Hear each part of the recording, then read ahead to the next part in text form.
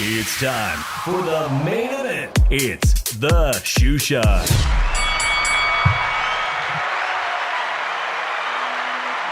¿Qué onda, vatos locos? It's your boy Dave from the 408 coming to you all the way from my podcast studio in San Jose, Califas.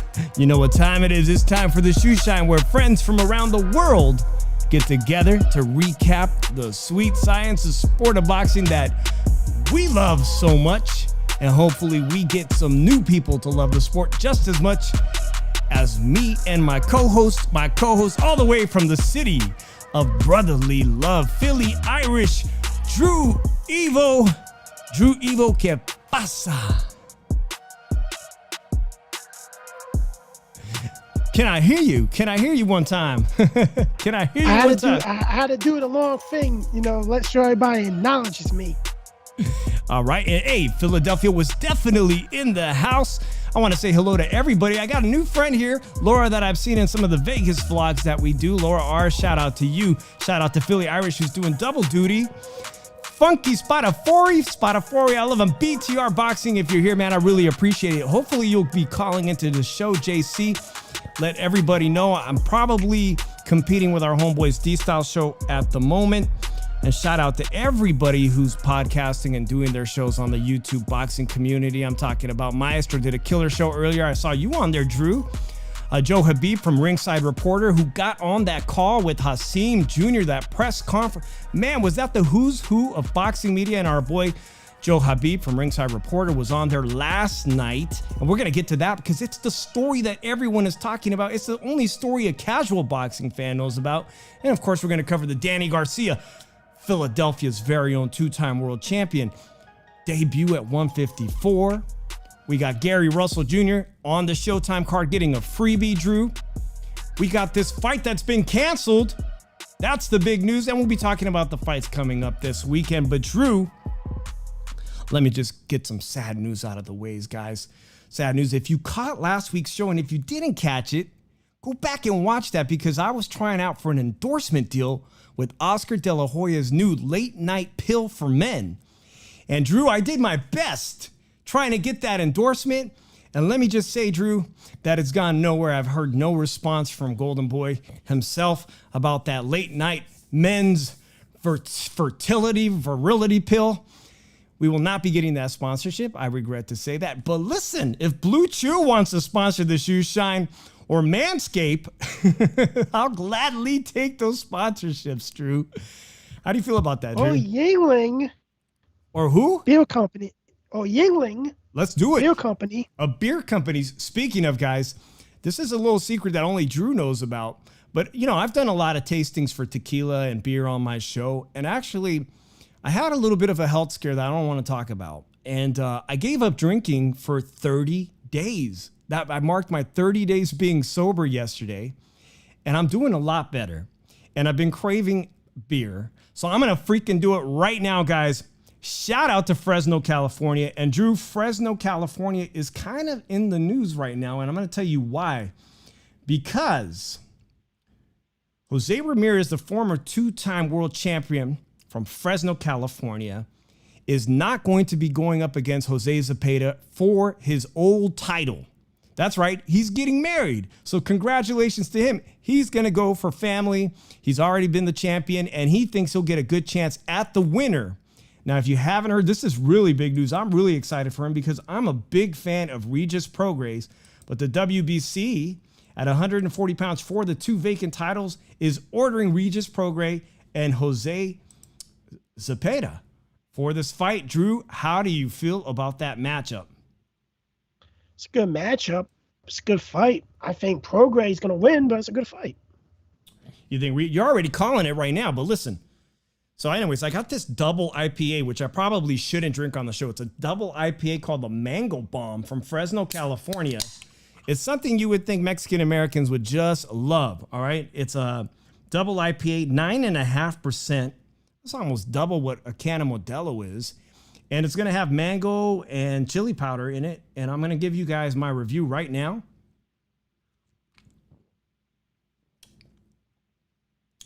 Does it have alcohol in it? This is about double the alcohol you have in a room. You know what I regret? regret. Dave ended his streak.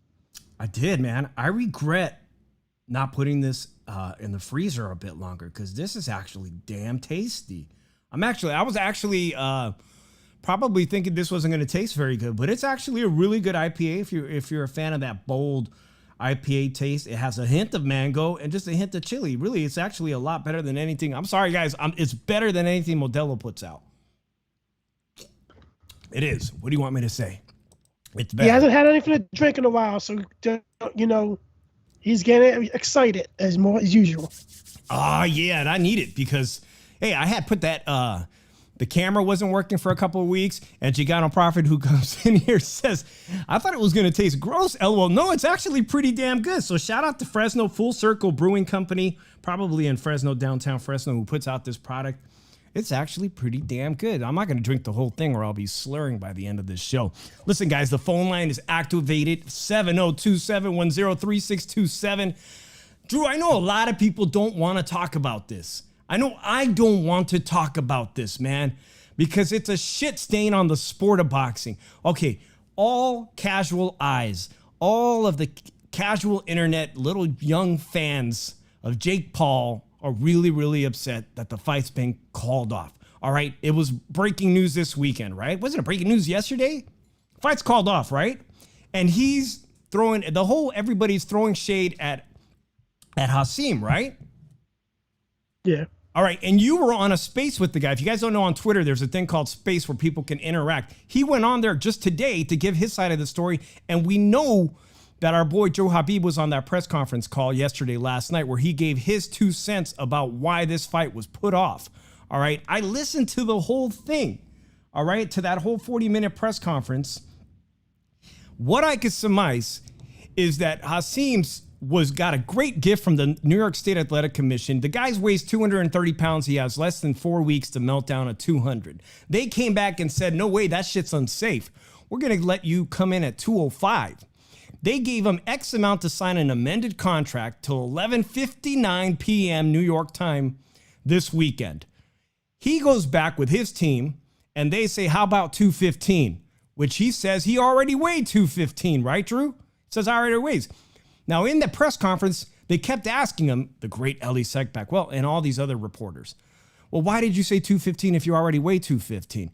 He's like, because, I figured that they'd say, meet me halfway or something. He was basically bargaining. He thought that they'd say, no, 205, how about 210, which would be really easy for him to just melt an extra 5 pounds. He thought he was negotiating in good faith to do himself a favor, to melt the least amount of weight to drain himself. And apparently at 8 o'clock, he says his side of the story, come 8 o'clock, they just announced on the internet, the fight's off. The fight is over.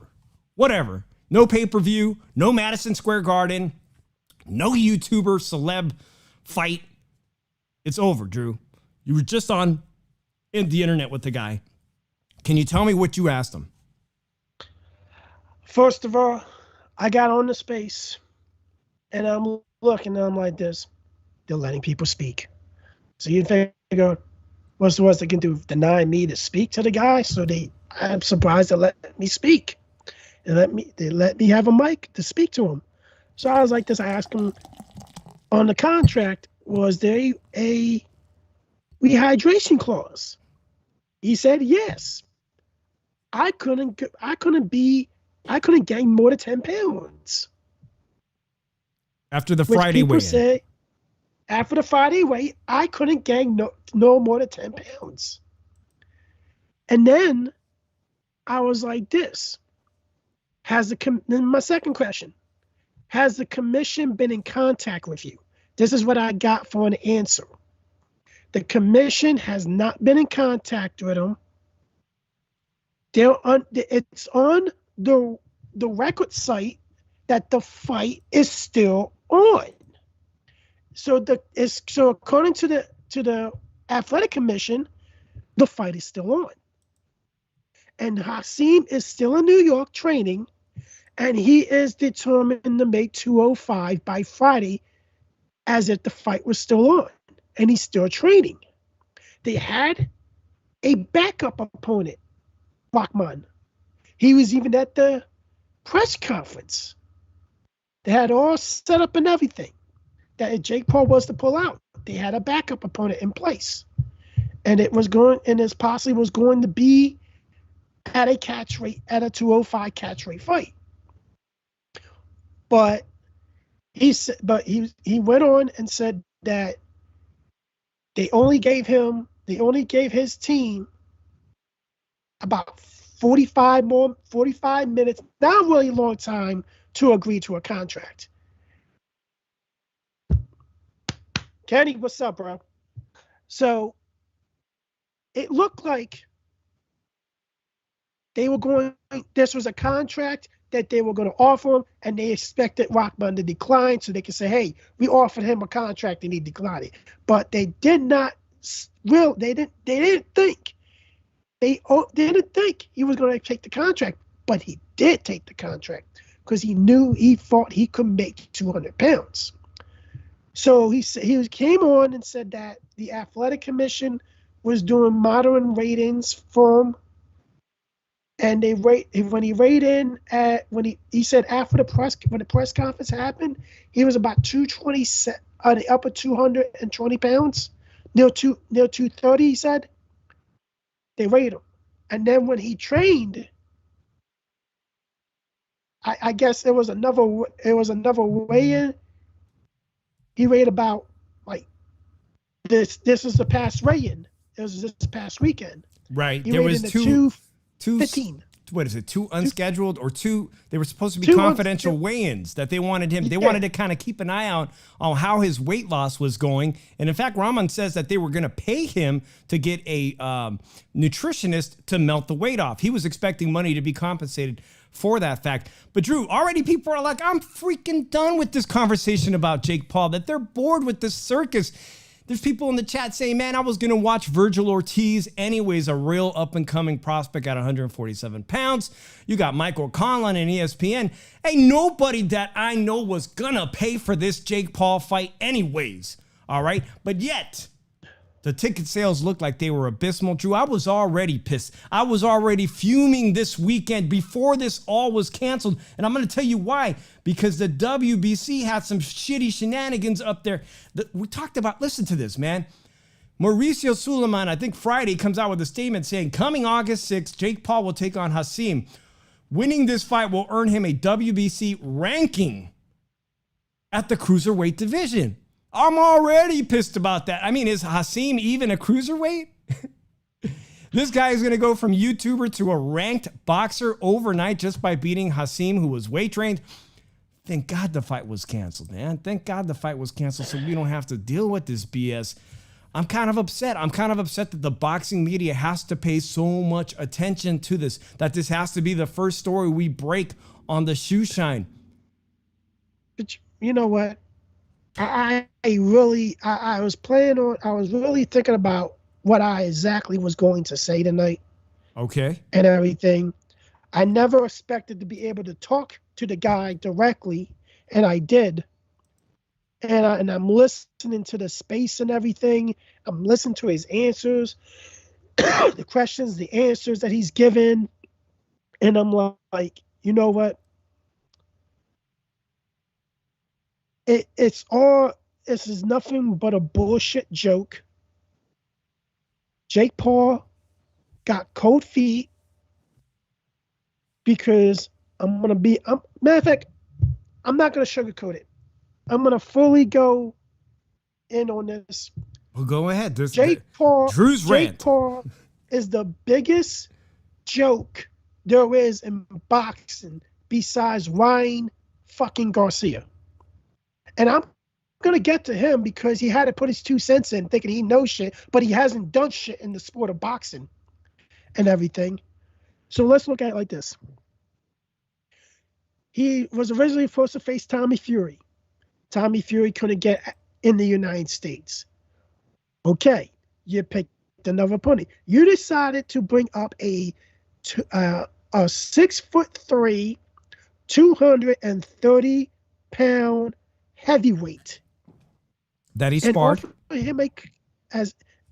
him a contract that he did not have a lot of time to look at, that you thought he was going to decline, so you can go tell the media that you're Mr. Billy Badass, that you offer somebody heavyweight a contract, and he declined it so you can have something for your ego, to fish your ego. Well, you know, it's strange you say that, Drew, and I hate to interrupt your rant, but Jay Leon Love, when you and I were on that podcast with him on Twitch Sports, okay, Jay Leon came out with that, like a press statement this morning. Jay Leon is his sparring partner.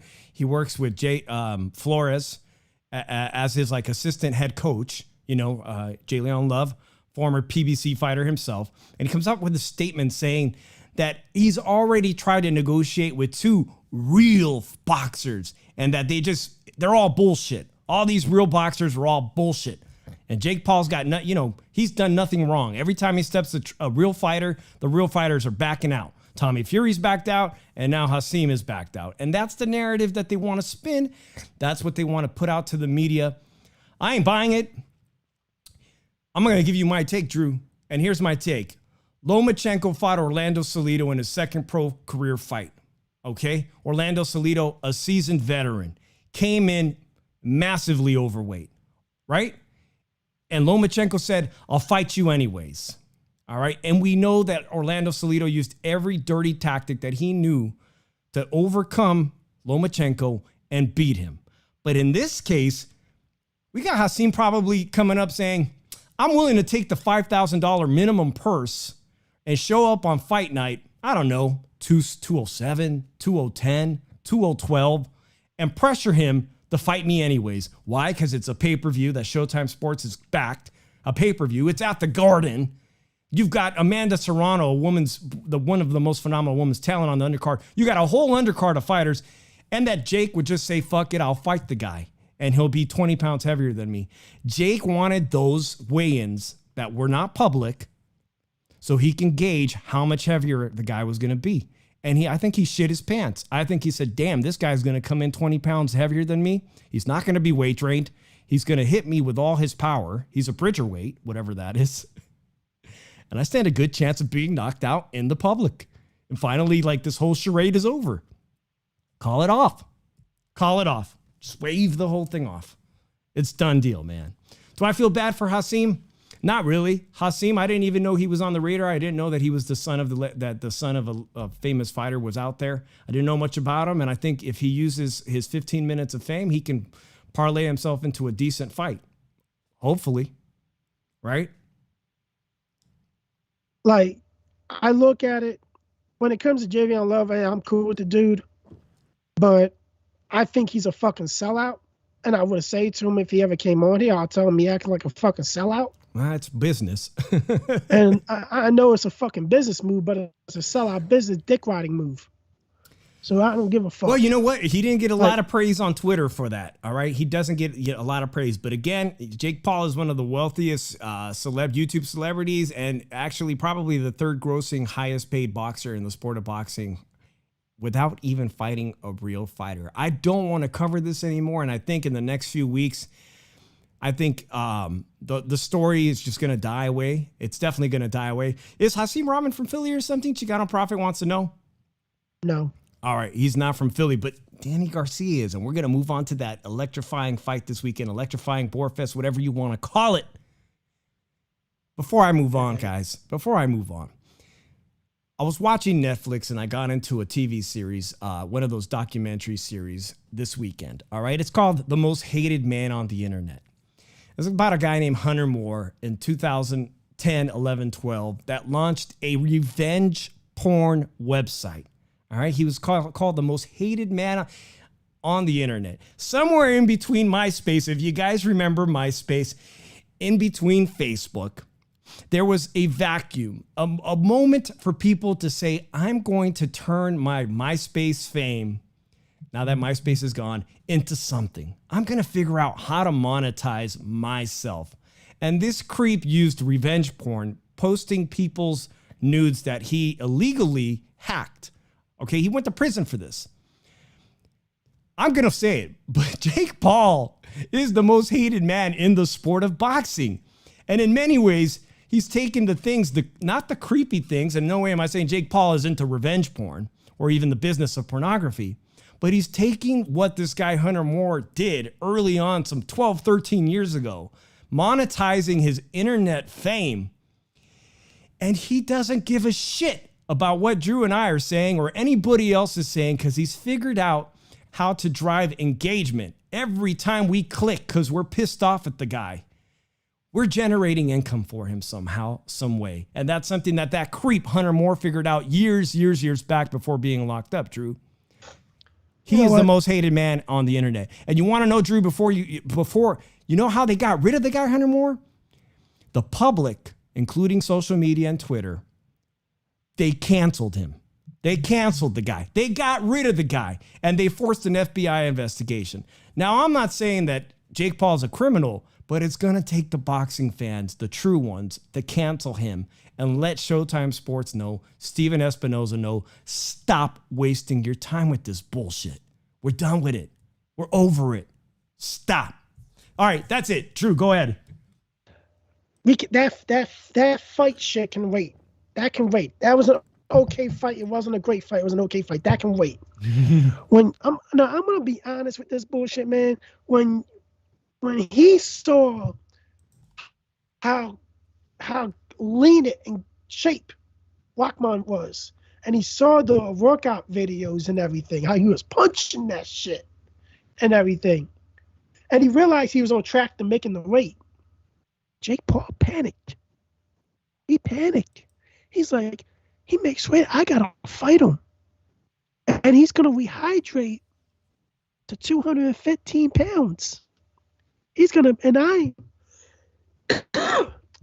gonna be still around fucking 10, like maybe 202, 203, and he's gonna knock me the fuck out inside 5 rounds. He might even knock me out in the first round. So, I got to figure out a way how to stop this and put it on him pulling out a fight, because I'm a pathological lying piece of shit that wants to use my ego to make money and everything. That got a 3-fight deal, that scammed Showtime to give me a fucking 3-fight deal, letting me fight fucking a welterweight UFC fighter that's known for wrestling. And he almost kicked my ass in the first fight, but I paid him to take a dive in the second fight with a beautiful watch. Go ahead. So I look at it like this. When you did that press release, when your team wrote that press release to the people and everything, you fucking told on yourself that you're the one that pulled the fuck out, not fucking Rockman. And that one. And then the second thing, when Ryan Garcia had to get in on it and say, you shouldn't have signed a thing, but here's the thing. The rate change for your fight, and you say, Fortuna wanted the rate change, but the thing about it is, who was the one that said that they won't fight at 135 again? Ryan Garcia. And then Ryan's bitch ass got to keep on going with it, got to keep on yapping with it. Dude needs to shut the fuck up. He's a fucking joke as it is. He hasn't fought nobody. He hasn't fucking accomplished shit in boxing. The only thing he did was fucking pull out of fights and credit mental illness. And the next day after he did that, he was taking a selfie with a hot ass Mexican girl and fucking and fucking participated in a fucking liquor commercial. Oh man. So and then Oscar, Oscar, you come and call the problem now, bro.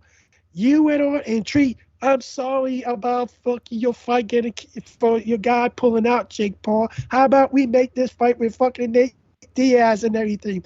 Stop dick riding, Oscar. Stop it. You're a fucking disgrace as it is and everything. You're not. You really gotta go there and fucking help him get another easy fucking fight with Nick Diaz. That's fucking old as shit now. That got his ass kicked by Jorge Masvidal, and he got knocked the fuck out by that fucking Nigerian nightmare motherfucker. Whoa. I thought we were done talking about this. Look, you brought up Ryan Garcia. You know Ryan Garcia gets us the most views. Shout out to D-Stop. Thanks for joining us. Shout out to Larry Liston. I appreciate somebody new here chiming in. Larry Liston, thank you for your comments here. Look, I was done talking about this, but before we go, hey, Ryan Garcia had to get into it with Hasim Rahman. Ryan Garcia, and they went on Twitter. Fuck you, motherfucker. Oh, calm down, man. I don't want to get flagged over here for being decent, but listen. Yeah, Ryan Garcia had to chime in. If you sign a contract to fight at the weight, then later you decide you can't because really reality hit you, then that's on you. Don't agree to something you knew you weren't capable. And Hasim and him went back and forth. Drew, I want to be done talking about this, but even Chris Eubanks, who's supposed to be fighting Conor Benn in the UK, Chris Eubanks is hollering at him saying, hey, call me. You know what, Dave, fuck. You guys know the next you guys know this one for 5 more minutes. Call me. Chris Eubanks Jr., another fucking bitch. I'm gonna be What's honest wrong with you. him? He wants to fight Conor Benn 3 weight classes down. Yeah, he wants to fight fucking Conor Benn, a fucking welterweight prospect. And then the thing about it is, who the fuck did he lose to? Fucking Billy Joe fucking Sanders. And the next thing is, he goes, oh, I'll fight you, Jake Paul. That motherfucker's looking for a fucking cash out. He's a fucking disgrace to his fucking family. Fucking like another Chavez Jr. Disgrace to his father's fucking legacy. Tonight's show is rated R. Whoa. Here's the other thing. Let's get on fucking Keith last time Thurman. Not one time, last time Thurman. That's what he's next. Because when's the last time he's been one time? When he was 18 and fucking out, for Christ's sake. This motherfucker go around saying, I'll fucking fight Jake Paul. Sorry, motherfucker, guys. You looking for a cash out too. You fucking duck boots. Hey, you fucking duck Ryan Garcia and everything. What a fucking piece of garbage he is now. Fuck this shit. All right, Fuck guys, this. call in the show and save me from Drew's rant. Profanity-laced rant. Drew, I hope you got it all out. Yeah, I didn't forget to mention. I hope Conor Benn beats the balls out of Chris Eubanks Jr. I forgot to mention that Keith Thurman apparently made a video too. He's ranked. He's going to be ranked at welterweight again. That's the big news for him. Danny Garcia wants to fight him at 154, but hey, Keith Thurman said, Jake Paul, call me. Everybody call me. I'll take the fight. I'll take the fight from Ryan Garcia to Oscar De La Hoya. And D-Style, thanks for coming in the room, man. This is a mango IPA. Let me know if you want to try this one. Yeah, Kevin Bregram says, Drew is getting too hot. We need to cool it down. BTR Boxing says, tell me how you really feel, Drew. Let's get to Danny Garcia. I think we are done with this. We are done with this topic for tonight, at least, unless Drew gets an interview with Hasim. That would be great. That'd be great. Let me tell you something. At the end of the day, they're all acting pathetic, and they're all acting like bitches right now. Oh, God. Hey, you know what? Let me give a quick shout out to my homeboy Dan619 and Sarah H. Dan, this one is from you. This is from Fresno, California, called the Mango Bomb Double IPA. I know you guys probably like those modelos with mango and the chamoy in it. You got to try this one. Look for it. It's called the Mango Bomb from Fresno, California. Shout out to the Fresno people. But anyways, Drew, Danny Garcia, 2-time world champion, 140-pound champion, 147-pound champion, made his debut this weekend in New York, in Brooklyn. Came in, says he was battling depression and mental health issues, but that he was ready to go. And he put a masterclass beat down, whatever you want to call it, a schooling against Jose Benavidez, the brother of David Benavidez, former beast of a fighter, David Benavidez. But please, anyone in the chat, disagree with me and whatever you want, but Jose Benavidez is a PBC Showtime professional heavy bag. Am I right or am I wrong, Drew? This guy is a fucking one-legged fighter that will take money to get basically beat up on. He could take punches, But literally, he can't throw them back because he's got that gunshot shrapnel in his leg. He cannot plant his feet. He cannot throw more than a few punches at a time. I don't know what his brother David is thinking, saying, my brother got this. My brother got this. He's going to do great. It looked awful. It was an awful main event, which is why I'm going to say it right now. I was watching the UFC too, Drew. I got my little box and I saw that a ladies fight, and that was a hell of a fight. Shout out to Amanda Nunes and the Venezuelan Pena. That was a hell of a fight. When you got to switch over to the UFC because it's a bore fest. You know what? Did I skip ahead?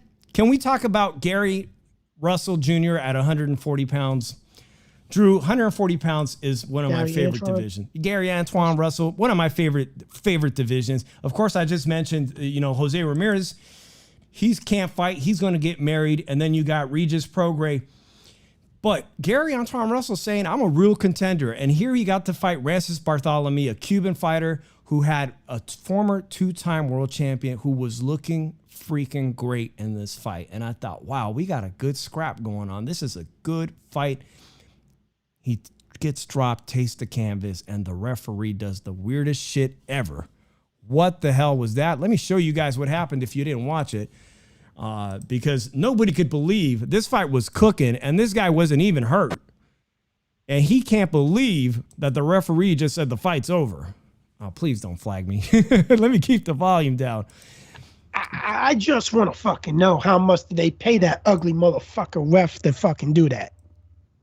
What's that? The ref? The ref to fucking call that shit. That fucking dude is how the fuck can you stop a fight like this? Seriously.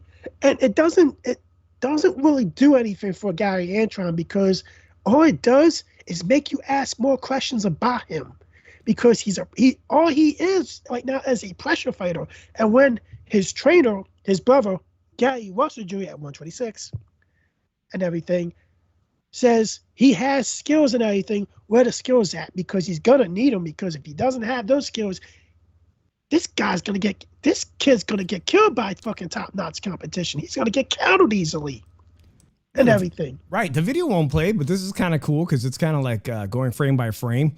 You can see that Francis Barthelemy is walking around. He's saying he's fine. He's walking up to the referee. There's no problem. And the referee waves his hand off. And not only did the fans were in disbelief, there was a lot of booing. Everybody, the team was in disbelief. This fight was just getting good. He took a paycheck. Shout out to the main referee. What's his name?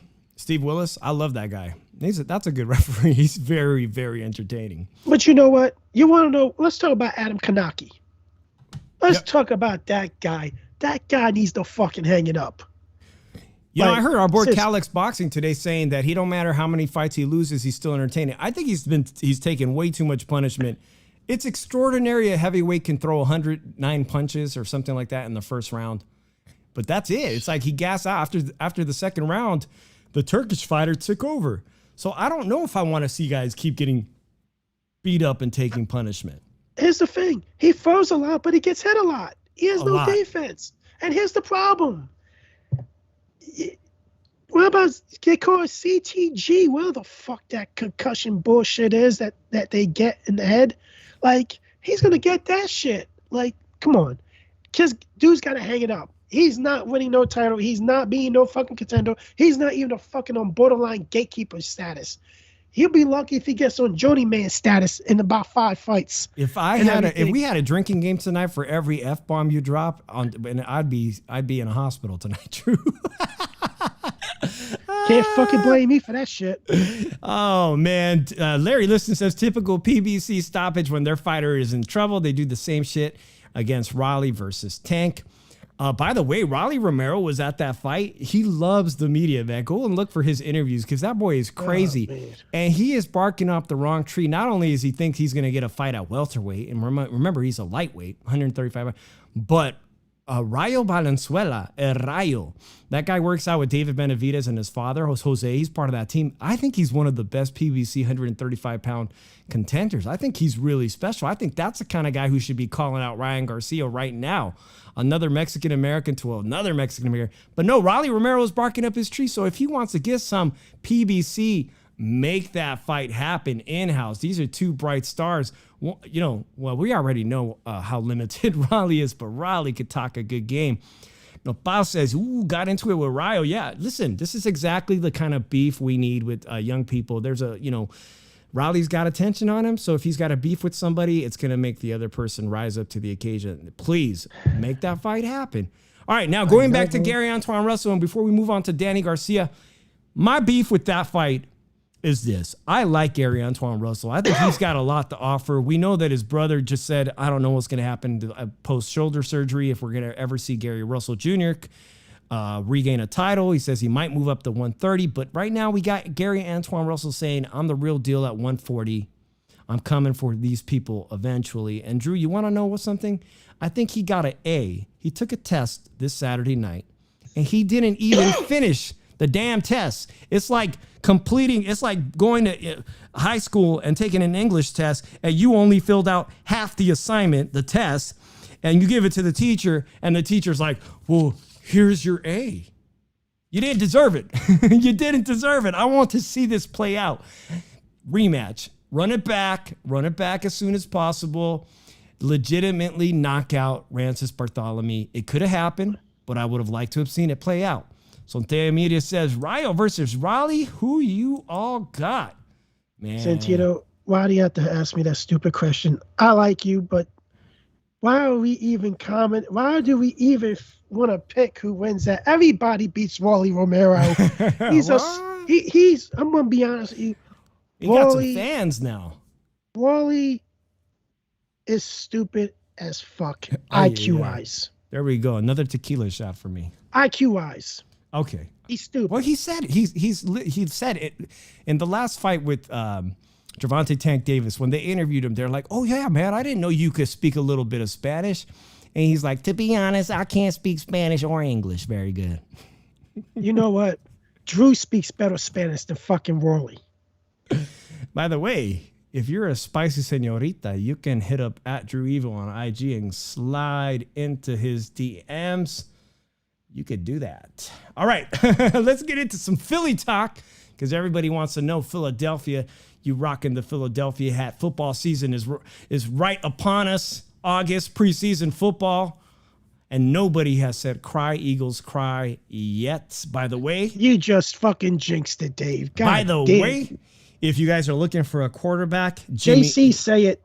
Jimmy G is up for grabs if you guys are looking for a quarterback. All right, football season's starting very soon, but let's move on finally to Danny Garcia, 154 pounds. Last week, we talked about, is he for reals, Drew? Is he really chasing legacy? Does he want a fight with Charlo? And Tony Harrison is there post-fight. Tony Harrison, former world champion, the only guy to beat Charlo himself, the only blemish on Charlo's record. Harrison's like, let's make it happen. Crickets, Drew. Why is there crickets? Why is Danny Garcia talking about, I want a rematch with Keith? I could beat Keith, but Keith come up to 154. Why is he talking about that? What's that about? A cash out fight? Is he done? He wants to get he wants to avenge one of his first L. True. Okay. But like, at a new weight class. I gotta be honest. Like Tony Harrison, I'm gonna be honest, he's a good boxer, but he gets caught always. He's gotten dropped quite a bit. And everything. I think Danny beats him. It's a good fight. I've said it. I'm arguing with random people on Twitter today. It's a good fight. It's really a good fight. I don't think Danny Garcia is carrying any power. He didn't carry the power at welterweight, so I'm not sure if he's going to knock out Harrison, although Harrison has been knocked down by even lighter punchers, including, I believe, a guy named Perella, who dresses up like a mafioso. So I think he was dropped by him. But listen, I don't think it's enough power to knock him down, so then it becomes a boxing match. A really high-skilled technical boxing match. Is it something that stylistically matches up when you got the opportunity for Keith Thurman to cash out as well and say, all right, I'll fight Danny Garcia? Because Keith Thurman doesn't want... Man, all the young lions at 147 pounds are coming for Keith Thurman and Danny Garcia, former world champions, that they want to turn into gatekeepers. And I get it, man. Danny Garcia got a lot of pride. There ain't no way if I was Danny Garcia, I'm going to be a gatekeeper to Virgil Ortiz, to Boots Ennis, who fights on Showtime. I am not going to fight the guy. I'm just not. I'm moving up to 154 and cherry picking. Is he cherry picking? Well, for the guy that moved up to 154 the same time he did, Benavidez, the only guy he lost to was Terrence Crawford. So it's a good move-up fight. But tell you the truth, like, who else is he going to fight? Tony Harrison, I thought got a gift decision when he beat Charlo. I thought that was a robbery.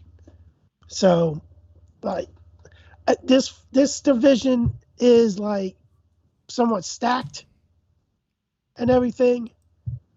I would probably favor him to beat Tim Tszyu because Tim Tszyu is open to get countered a lot, and Danny is a counterpuncher, and he has a good chin.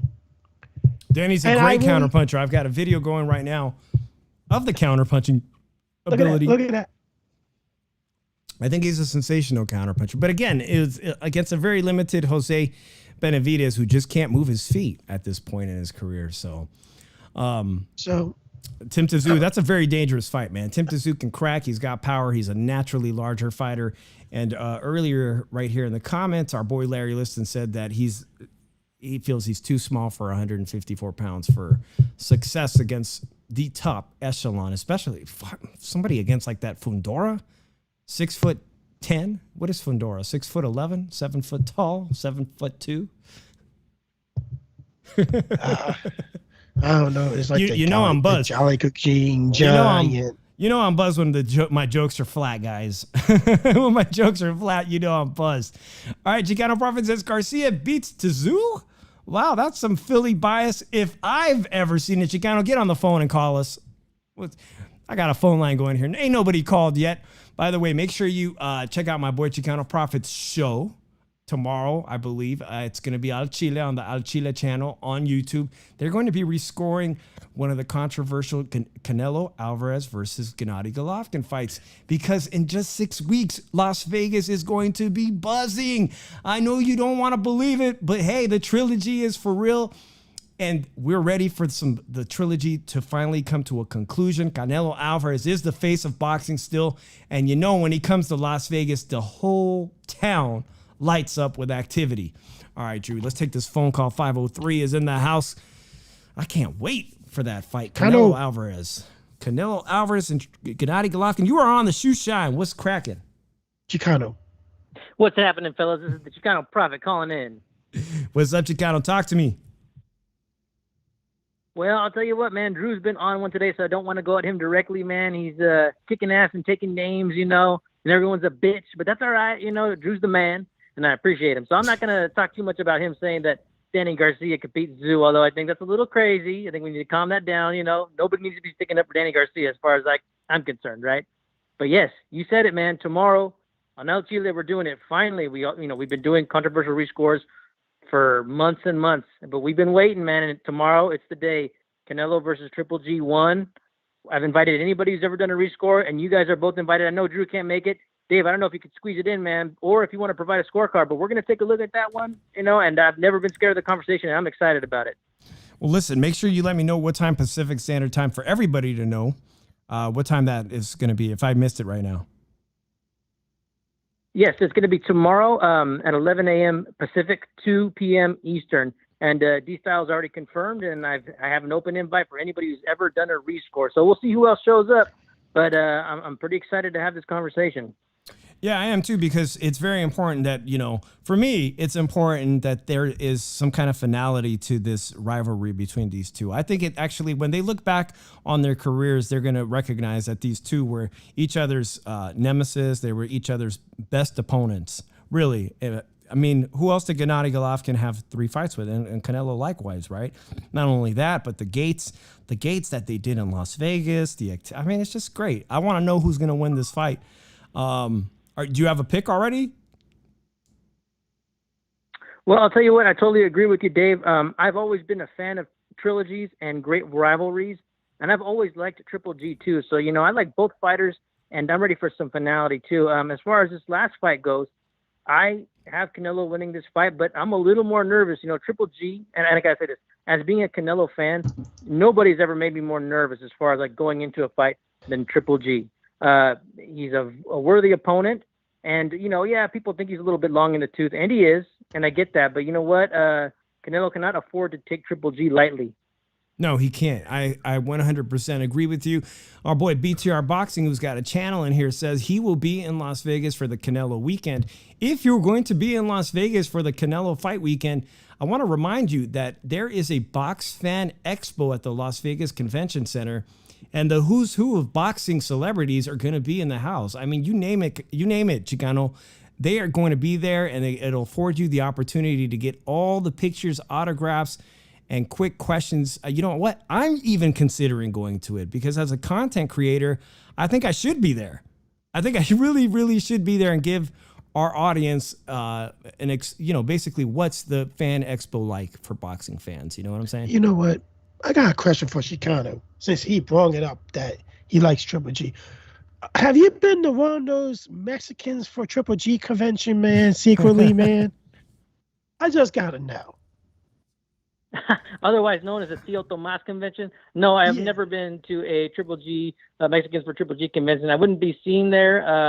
Those people got some real issues. They're very deep-seated. You know, I'm not here to analyze those guys. They got their own problems, and they're not looking for help anyways. You know what I mean? Yeah, in other words, Chicano is trying to go tell them in the nicest way possible, go fuck themselves. I didn't know that they were called the Tío Tomás. Shit. Tío Tomás, huh? Damn. Well, I didn't want to say it, but it's the truth, man. And, we don't really have a word for, what they are, so we just kind of have to adapt it. You know what I mean when I say Tío Tomás. I mean, Juan Manuel, I don't really know Juan how Manuel to say Marquez. that, so we're just going to take that phrase. So if Juan Manuel Marquez is a Tío Tomás. Juan Manuel Marquez, he's just a hater in general.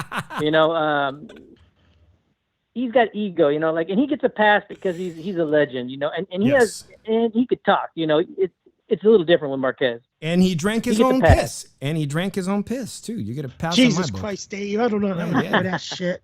And he knocked out Manny Pacquiao in their fourth and final fight. Yo, you know what, Chicano? He doesn't get a pass. Say something about him. Nando Lamas says coconuts. Nando Lamas is cracking me up. Nando earlier says, when I said the who's who of boxing celebrities are going to be there, he asked me if Jake Paul's going to be there. BTR Boxing, pochos. Yeah, some people embrace the pocho in themselves. You know what I'm saying? I chronicled my progression, my appreciation. I think as a human being, you have to grow and evolve. And I wasn't always a fan of Canelo Alvarez. Before you guys even ever heard of us, Drew and I used to do our show on that tiny app on Twitter called Periscope. And, it's all there.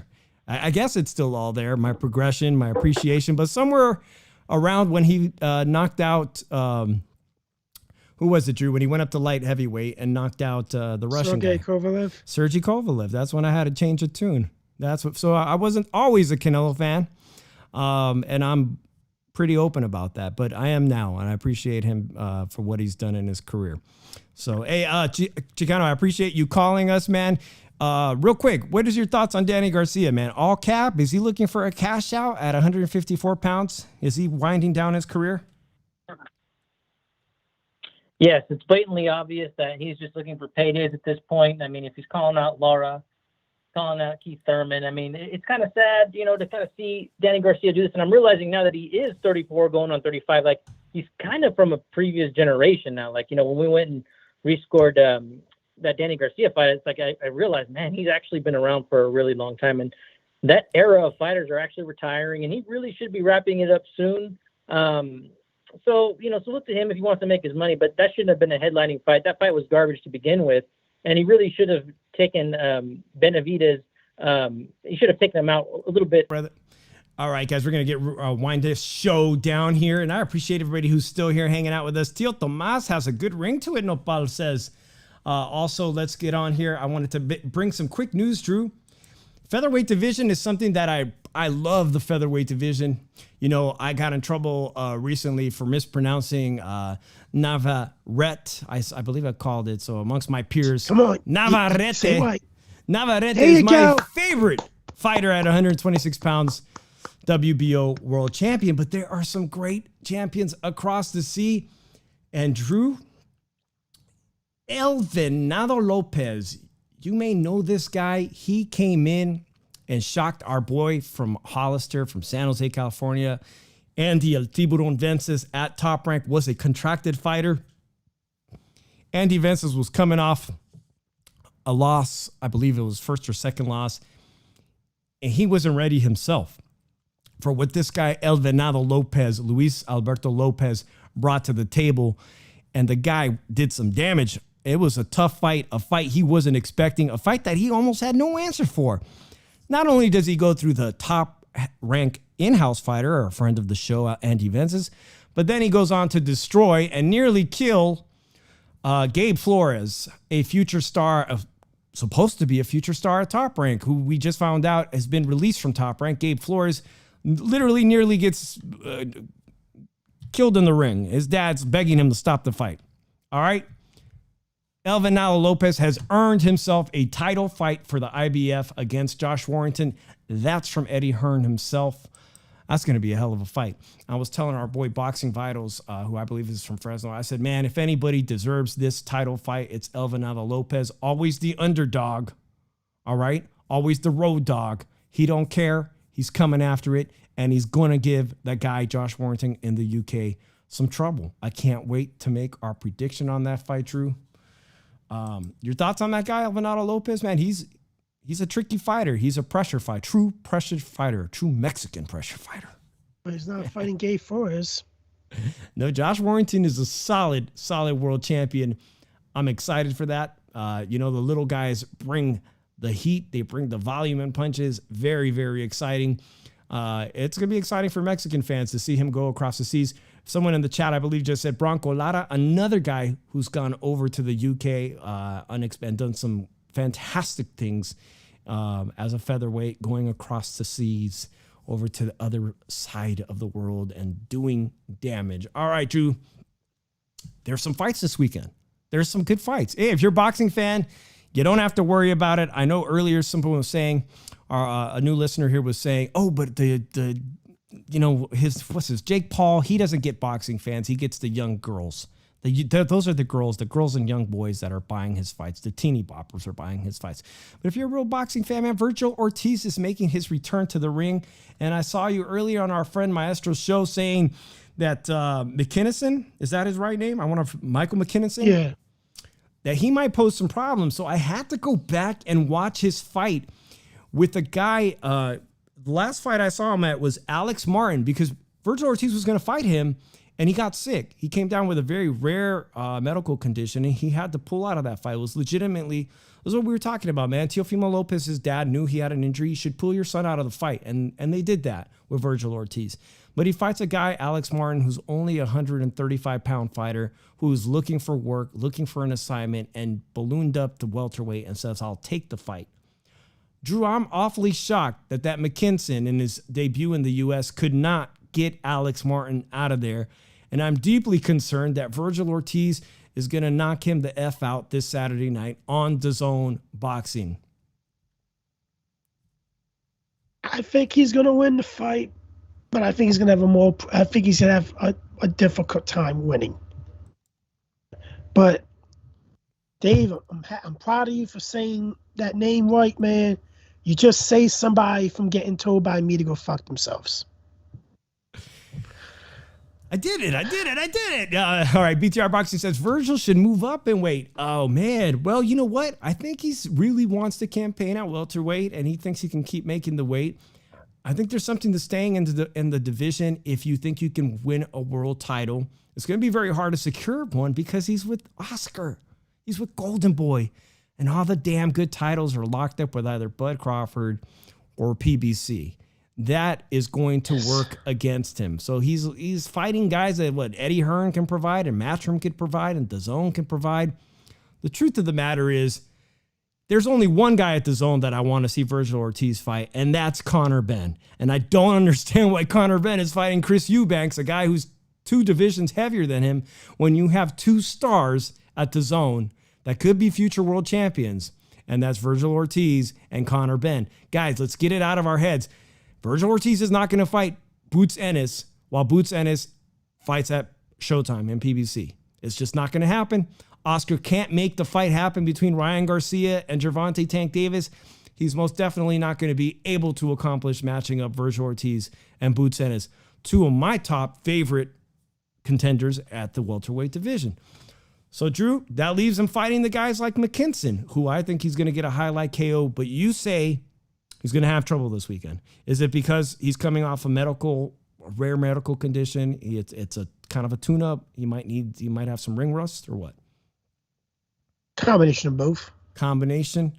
McKinson can box a little bit. Yeah. But I don't think he's got the power, and I really think he hasn't felt the kind of power. Maurice Hooker felt the power Virgil Ortiz had, and I know Sonteo was probably going to agree because he's seen the kid fight a lot. So I expect Virgil Ortiz to win this weekend, and that's not the only fight this weekend, guys, because if you're got ESPN on the ESPN app, a good old Irish boy who I think was in Fight of the Year contender already. I'm talking about the 2-time golden medalist. All right. Drum roll, please. Michael Conlan from Ireland makes his return this Saturday. Man, that was a brutal KO he suffered, but that was Fight of the Year, Drew. And he's not fighting a bum. He's fighting Miguel Mariaga on ESPN. Kind of a tough fight to come back into, at featherweight. What do you think of Michael Conlan? You think he's ever going to be a world champion professionally, even though he's been a gold medalist in the Olympics? He can be, but it all depends on if he's pushing the effort or not. It's tough to tell right now, but he can be. It's going to be tough. Like you said, I just brought up a couple of featherweight championship fights. Elvinado Lopez is going to get that IBF shot against Josh Warrington. I don't know, man. That featherweight division, if there's any division I really would like to see a unification, is in that division. Because I think possibly, here it goes again, Navarrete, El Vaquero, could possibly take them all on. You know what, Drew? Shout out to my boy from Salinas, California, Ruben Villa, who fought Navarrete on Top Rank and won at least 4 rounds in my book. Because if Elvinado Lopez wins that title from Josh Warrington, bring it on, baby. I think Ruben Villa from Salinas, who they don't even got in the top 10, I think he could fucking take that guy. And I just said the F-bomb, so I will drink the rest of my beer. I finished my double can. I said I wasn't going to drink on the shoe shine. It's been 4 weeks, but here it is. Nando Lama says Bronco Lara, though. Oh, for Bronco. Guys, you can't blame me for it. He F-bombed. I did.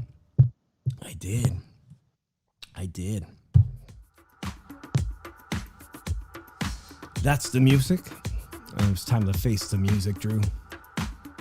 If you haven't already subscribed to the Shoe Shine, will you please do us a favor and hit the subscribe button, hit the notification. Right now, we only come on once a week. I realized something, Drew. I realized that I was way too arrogant. I had no idea what it takes to be a YouTube star. You know what I'm saying? We're in a niche market, Drew. We're talking boxing. It's the most difficult sport to understand. In fact, there's people watching us right now that are watching us and don't really give a shit about boxing, but they're watching us because maybe they like us, right? There is no other sport that a guy off the street, maybe a celebrity, could say, hey guys, can I play baseball with the San Francisco Giants? Come on, I'm famous. Put me in the game. Come on. Put me in the game. I will generate ticket sales. I will bring fans to the stands. You got to do it. I'm famous. You know? There was a quarterback, Drew, from the NFL. What was his name? Was it Tebow? Tebow was like It's always been my dream to play baseball. I can really crack the bat. I haven't played baseball since I was in high school, but let me tell you, look at me. I'm a physical specimen. Put me on the team. I'm ready to join the Major League Baseball. The guy tried for years. He even had some incredible minor league seasons. And guess what, guys? No Major League Baseball team's going to put him on their roster, even though he was signed. So why is it that a guy who's a big star on YouTube, something that Drew and I will probably never achieve, why is it that a guy with millions of followers on YouTube can just go into a boxing ring and say, put me on a pay-per-view. I'm famous. Come on. Let me pick my opponent.